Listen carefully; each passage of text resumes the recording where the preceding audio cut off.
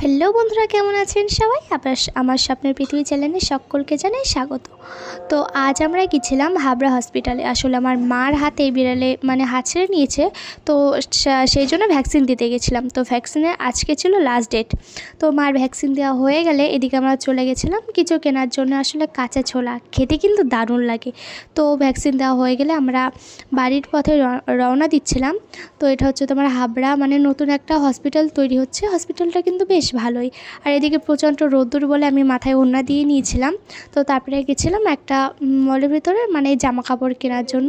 আসলে কিনেছি, এর আগেও অনেক জামা কিনেছি, কিন্তু তাও বোঝেনি তো যে মেয়ে মানুষের মন, একটি কিনলে আরও কেনা লাগে।